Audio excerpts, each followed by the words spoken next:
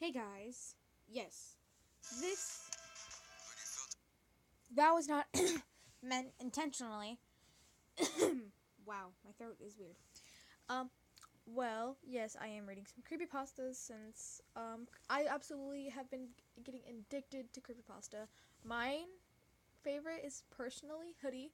I mean, not Hoodie, Toby. I was just playing with my hoodie string, so I thought of Hoodie. But no, my favorite is actually Toby and Maskey.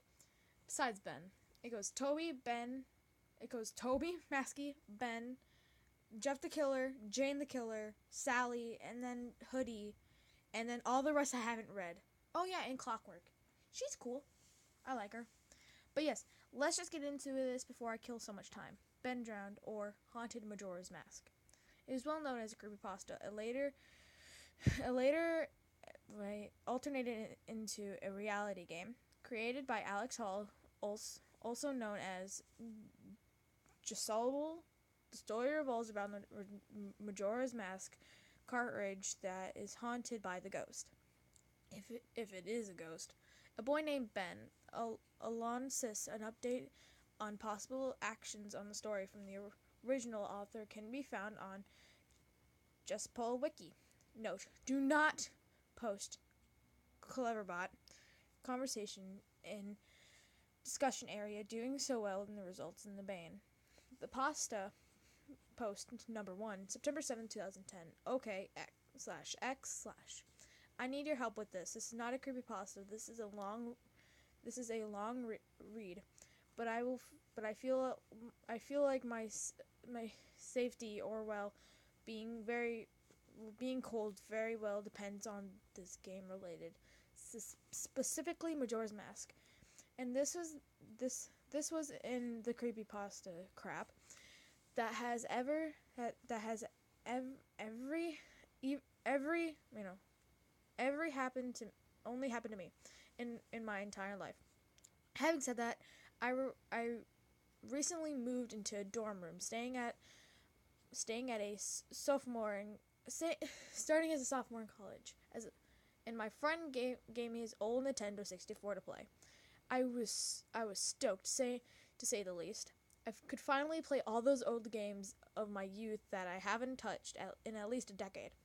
The Nintendo 64 came with a yellow controller and rather shoddy copper or rather shitty copper or Super Smash Brothers. And while bandards could be beggars can be choosers, needless to say, I didn't take too long until I became bored of beating level 9 CUPs. That weekend, I decided to drive around a few neighborhoods about 20 minutes or so from my campus, hitting up the local garage sales, hoping to score some good deals from ignorant parents. Oh jeez. I ended up picking a copy of Pokemon Stadium GoldenEye. Frick yeah. F-Zero and two other controllers for $2. Satisfied, I began to drive out of the neighborhood when one last house caught my attention. I still had no idea why I did it. Why it did. I have no idea why it did. There was no cars. There was only one table was with set up with random junk on it. But something short of someone short of drew me there, and I usually trusted my gut on these things. So I got out of my car and I was greeted by an old man. His Can you shut up? His outward appearance was, for lack of better word, displaying. It was odd, if you ask me. To tell you why I thought he was disappealing, I couldn't really pinpoint it anything. There's just something about him that put me on edge. I can't explain it. All I can tell you is that it wasn't the middle of the afternoon, and there was other people within shouting. There were other people within shouting distance. I didn't have anything though, so I didn't have any thought of approaching the man. He flashed he flashed crooked his flash he flashed a crooked smile at me and asked what I was looking for. And immediately I noticed that he must have been blind in one of his eyes, his right eye that had glaze all over it. Looked about it. I focused myself on looking on his left eye instead, trying not to offend him, and I asked if he had any old video games. I was already wondering how I could pointedly excuse myself from the situation when he would tell me he had no idea what video games were people. But he surprisingly said he had an old box. He assumed he started me and held back he started me and he'd be back in a jiffy. And turned around and I headed back to the garage. As I watched him huddle away, I couldn't help but notice he was selling on the table a literally cross on the table with rather particular paintings. Victoria artwork that looked like ink blots in a I can't pronounce that. Might show you. Oh no, a psychiatrist might show you.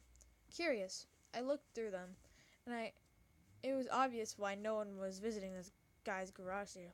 These weren't exactly appreciatively passing as I came to the last reason. It looked almost like the Majora's Mask. The same heart-shaped body with the little springs of protecting outward.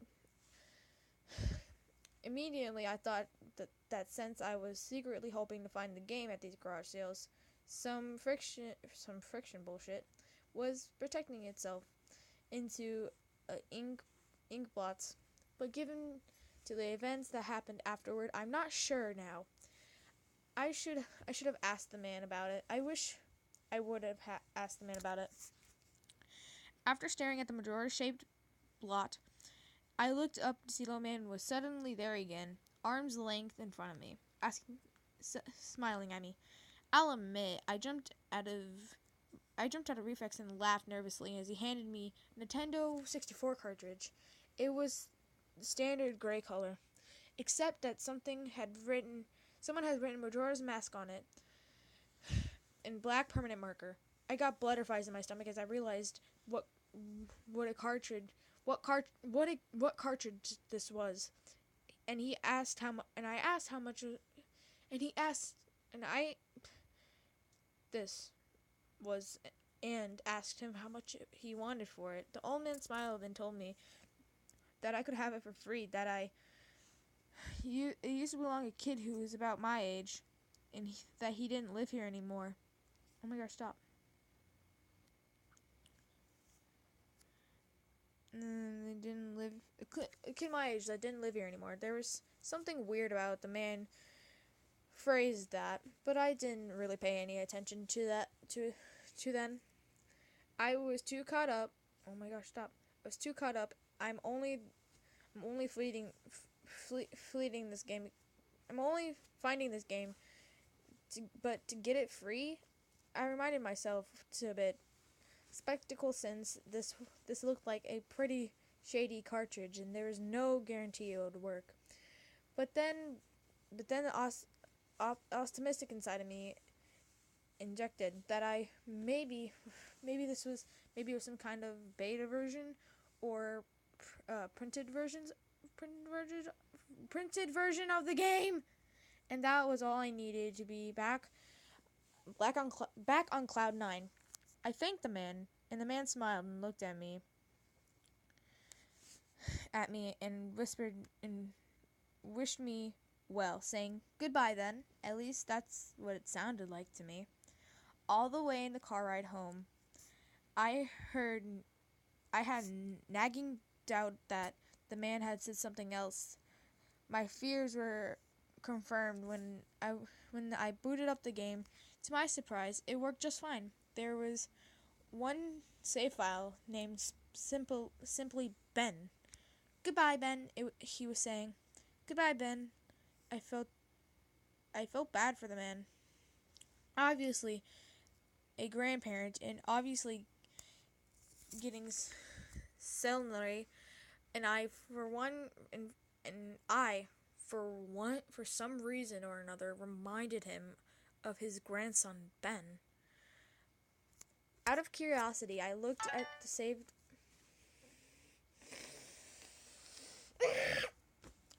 save file, eyeballing it. I could tell that it was pretty far in the game. He had almost all of the masks 3 out of 4. I remained to 3 out of 4 remaining bosses. I noticed that he had used an owl stare as he saved the game. He was only he was on day 3. By the Stone Tower Temple, he hardly any hours left before the moon would crash. I remember thinking that it was a shame that he had come so close to beating the game but never finished it. I made a new file named Link or transition and started the game, ready to reveal my childhood. For some such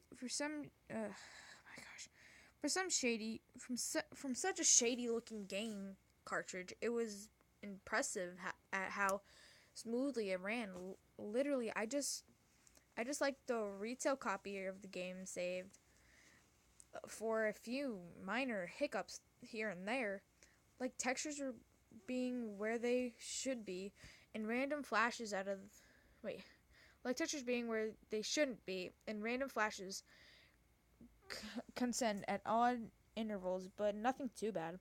However, the only thing that was a little unvarying was the time the NPC would call me Link, and the other time they would call me Ben. I figured it was just a bug, a fluke in programming, causing the files to get mixed up or something.